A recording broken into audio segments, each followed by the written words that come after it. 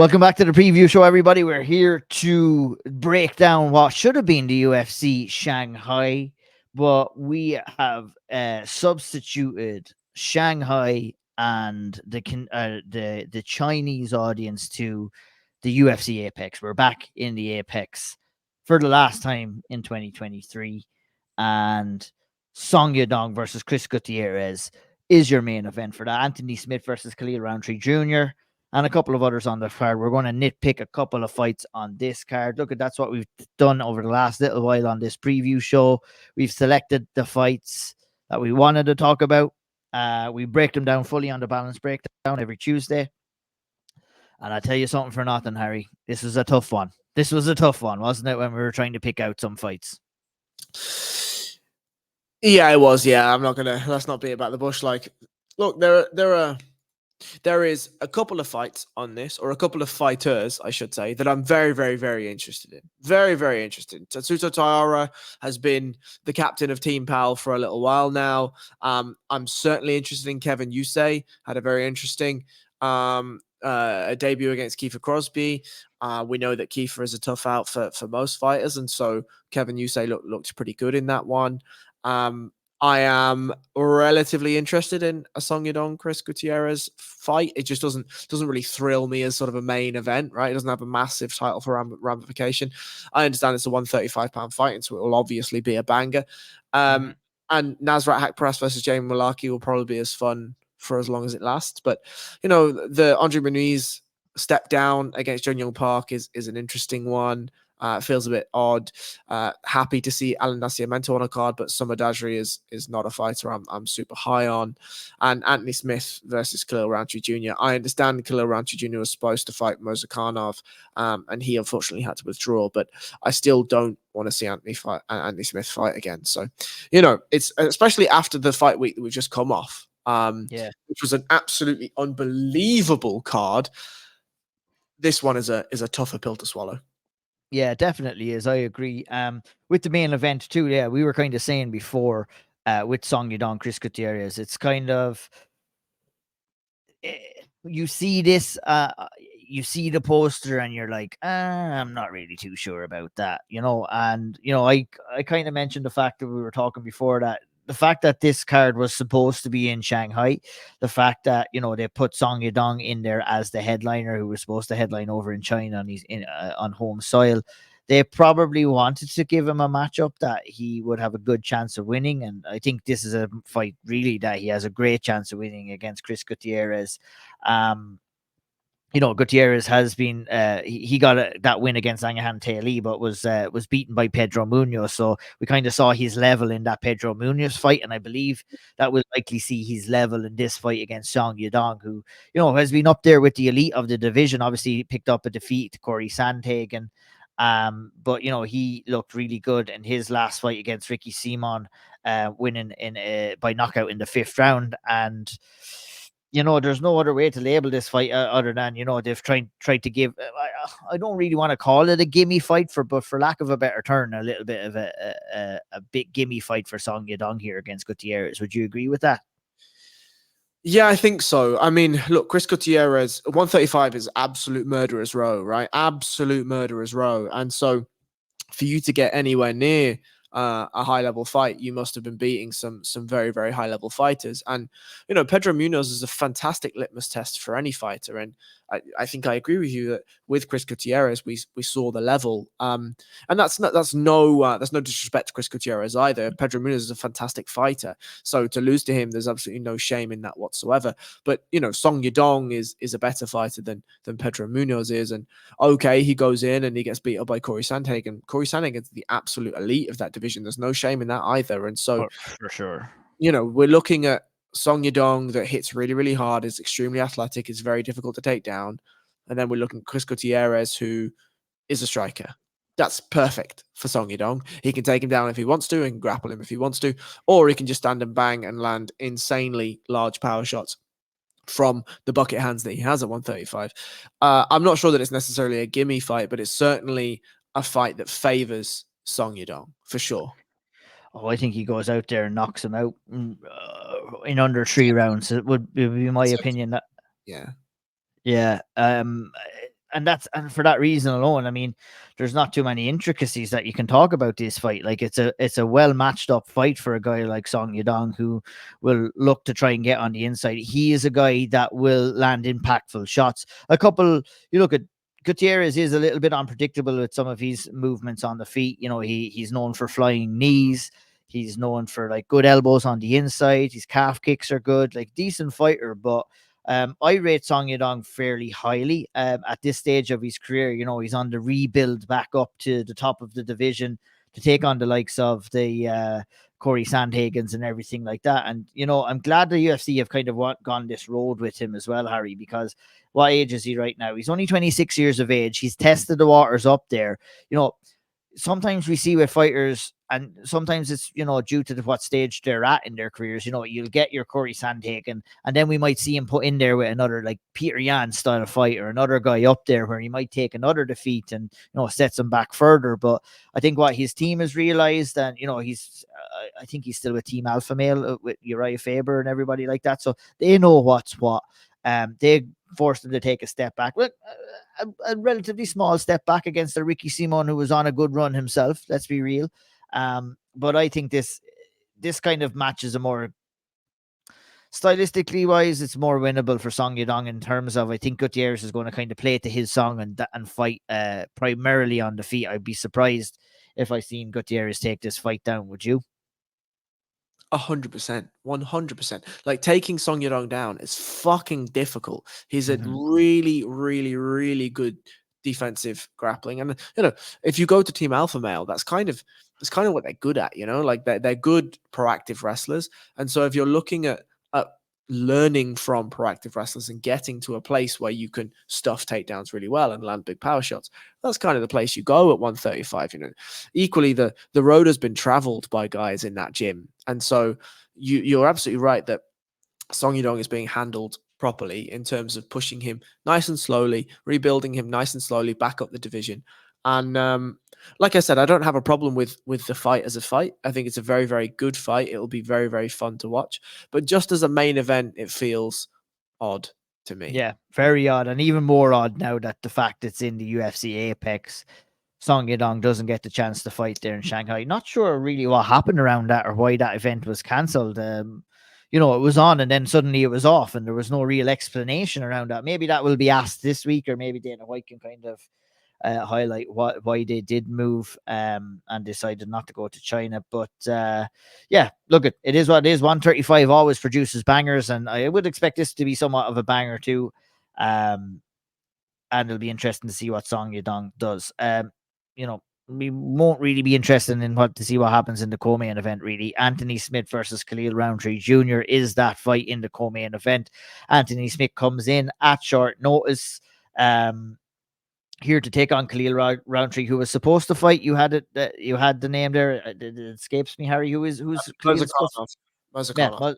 Mazurkanov. But you know, Smith coming in on short notice here again. Not really sure what this fight does for him, Harry. Really taking it. You mean, you know, he's out there calling out Alex Pereira and trying to create a little bit of buzz around that fight. And, you know, Pereira's after a bit biting back. So you do kind of have that little bit of a narrative created with Anthony Smith and the champion. But it's like he doesn't even want to see that as a relatively easy win for Pereira, I think, in my opinion. But what do you think about his chances in this fight against Khalil Roundtree Jr.? Not great, not great. I mean, his route is grappling. If he can force grappling exchanges, he can take Khalil down. He's a good grappler, right? He knows what he's doing on the ground for sure, and especially if he gets the top position, I think he can certainly wear Khalil Roundtree Jr. down from the top position. But he's just so chinny now, and you know, the thing that I don't understand for somebody like him and Michael Chiesa is they've got really solid desk jobs and they're good at them. You know, like Anthony Smith is solid on the desk. He's not abrasive. He's not egregious. Okay, he's not the smartest tool in the shed, right? But he's better than DC. I think I kind of prefer him better than Michael Bisping as well. And no, DC probably, like, I mean, if you're in terms of Anthony Smith, maybe not the sharpest tool in the drawer, but in terms of DC, he almost thinks he's the shit. Like, he's almost overconfident in his opinion, which often kind of sometimes can make him look worse. Anthony Smith, I do agree, is fairly leveled in some of the things that he does say. He's on with Bisbee quite a bit now as well, isn't he? Yeah. And has plenty of platform to kind of, earn a bit of bread. But it seems to be the common trend with most of these fighters is that none of that is significant enough to making the walk and feeling the crowd energy or going out there and throwing punches. And it's a drug. It's a drug to a lot of these guys, and they're addicted on that drug of fighting. And it seems that that's the case for Anthony Smith here.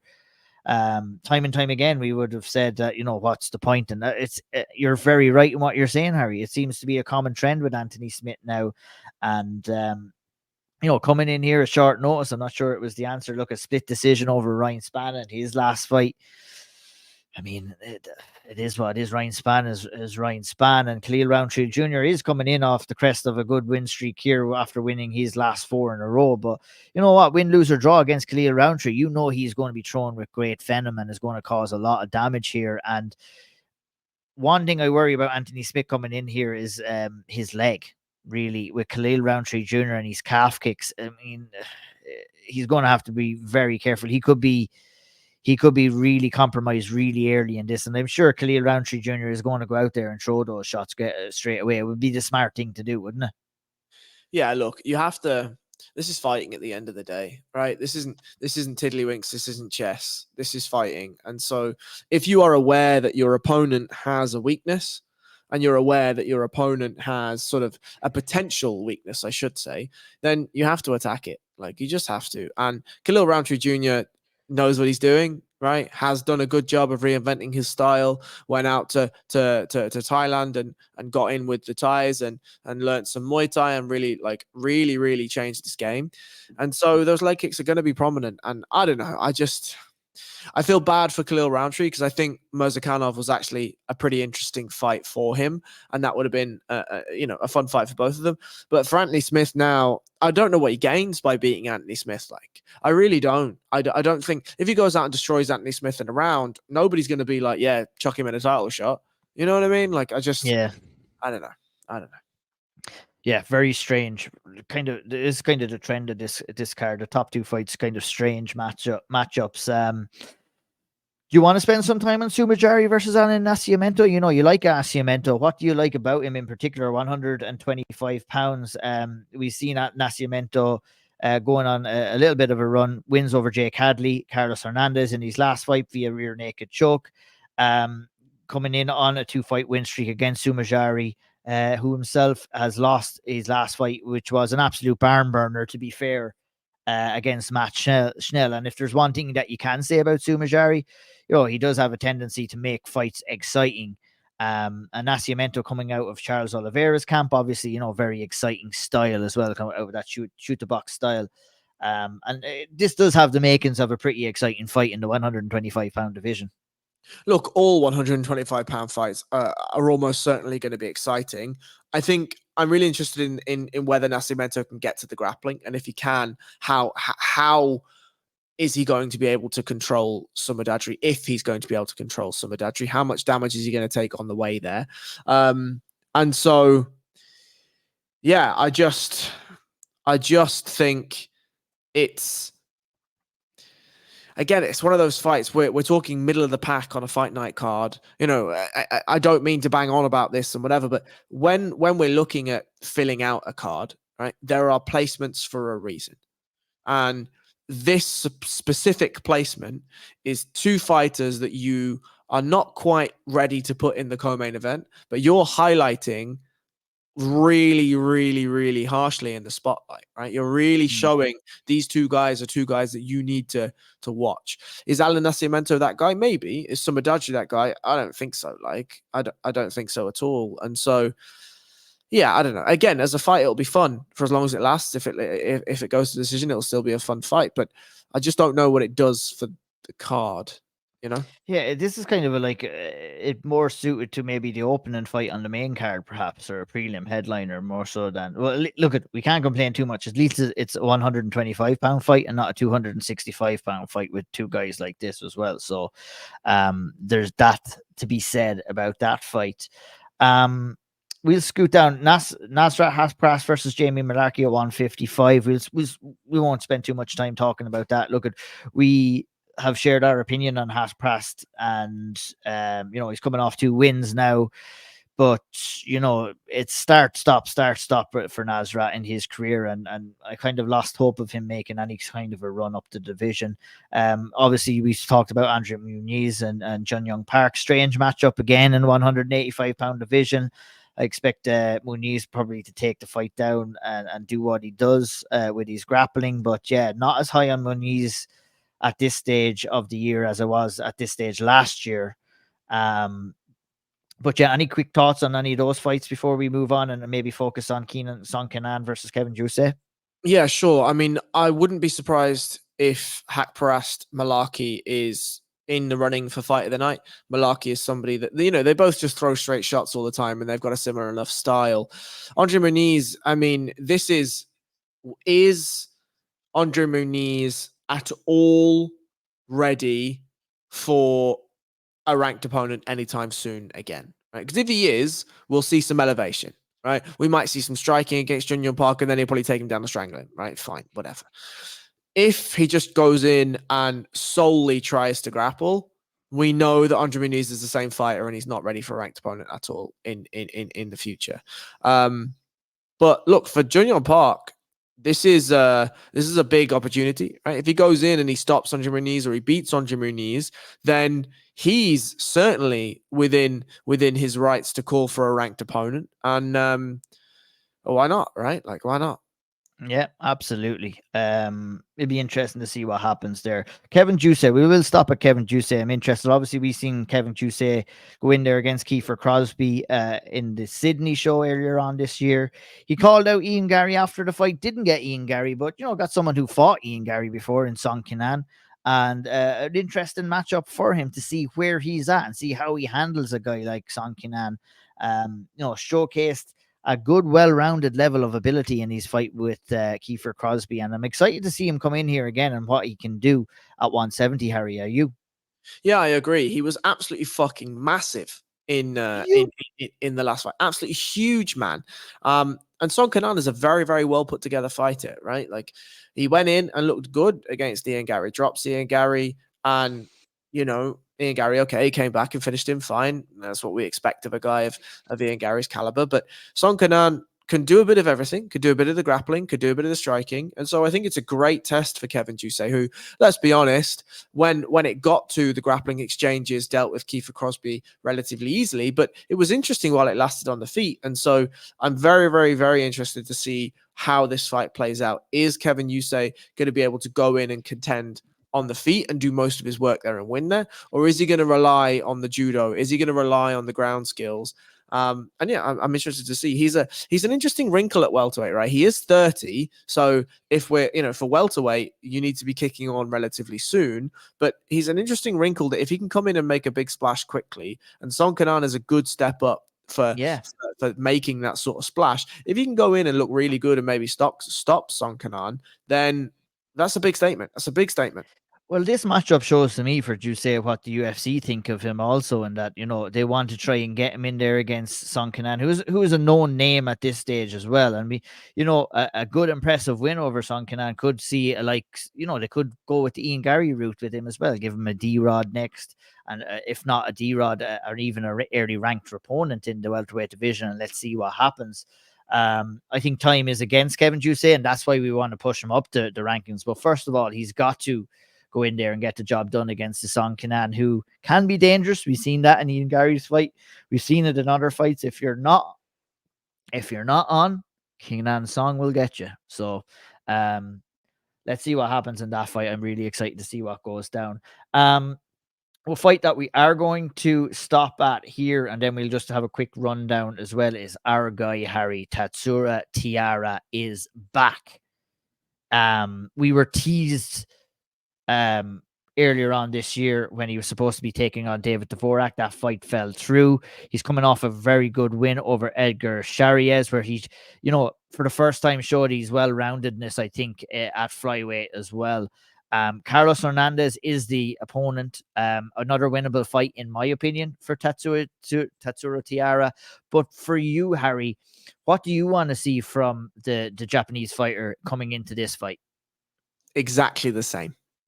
Let's not rush, right? I just want to see the well-roundedness again. I just want to see everything on show. We know that his transitions in the grappling is fantastic. We know that when he gets moving and his engine and his gear gets going, the striking looks great. But we've also seen him start slow, get clipped a little bit, and then have to just, really start to ramp up everything and do some things.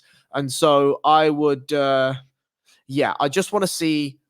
Let's see what he's been working on, right? He's had a little bit of time now. And so he's had a couple of years since his UFC debut. Let's just see what he started to bolt on. There's so little of a rush with Tiara. Let's enjoy the process. Let's build him. This is a perfect type of fight for him. No problem with the opponent. Carlos Hernandez is certainly not a bad fighter himself. He can certainly do a bit of the fighting.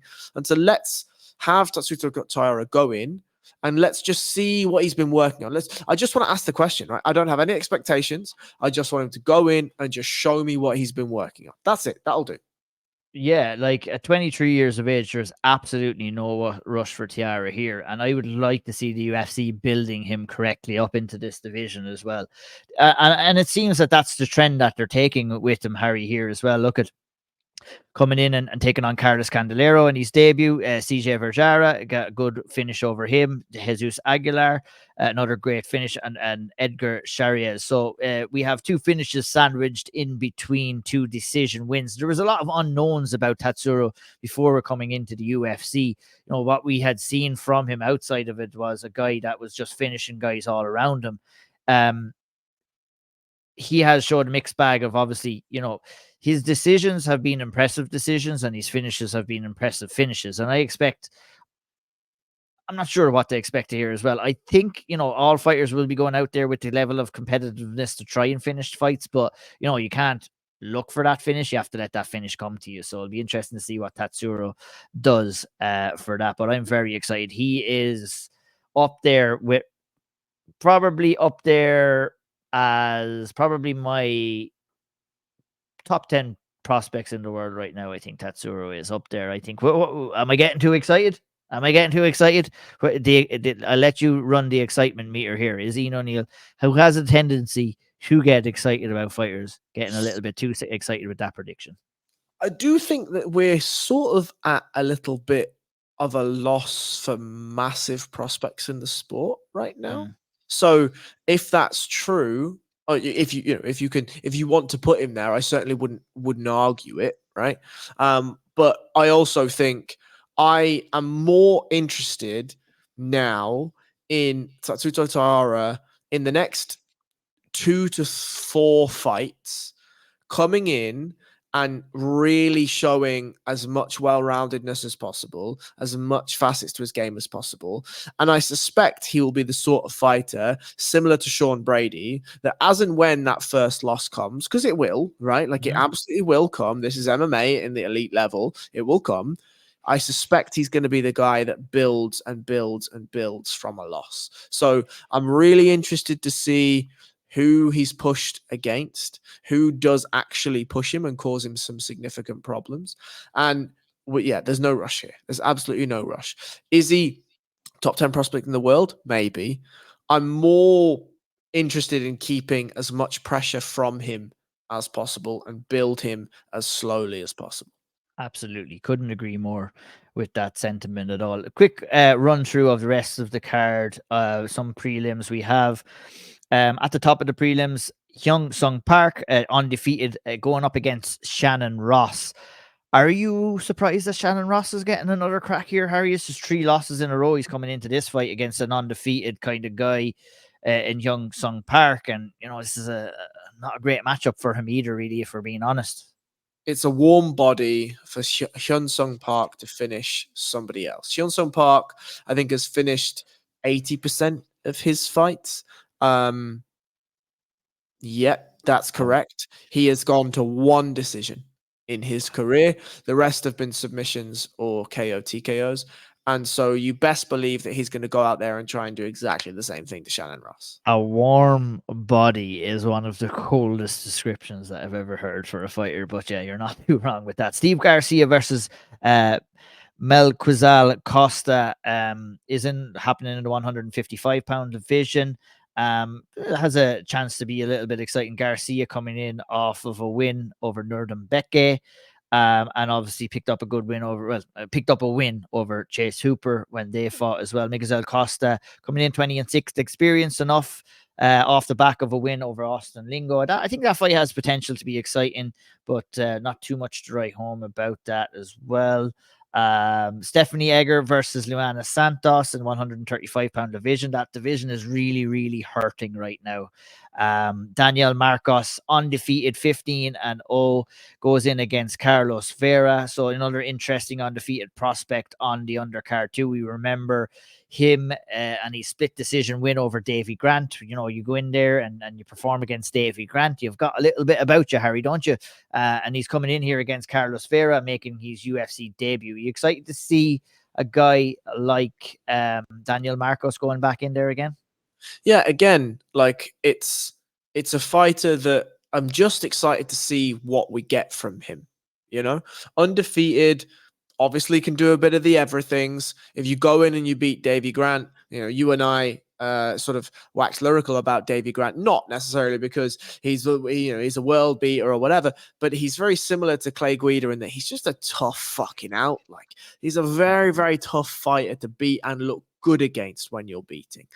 And so Daniel Marcos went in and got the win. Fair play.